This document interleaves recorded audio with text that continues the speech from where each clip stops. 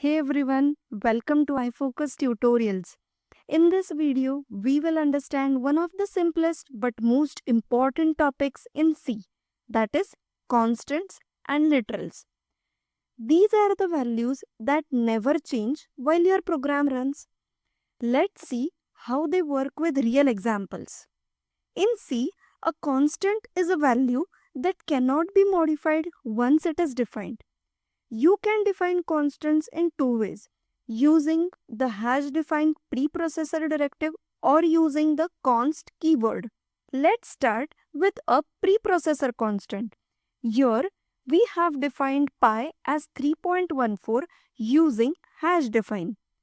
This value is replaced by the compiler before execution. If we try to modify pi, it will throw us an error because constants cannot be changed. So let's uncomment this statement and check what the compiler is giving us.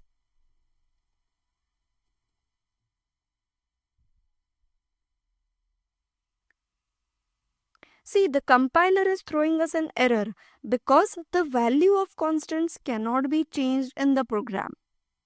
Now let's see how the const keyword works. The keyword const makes a variable read-only. Here we have declared const int age is equal to 18. If we try to assign a new value to age variable, the compiler will throw us an error. Let's check the error here.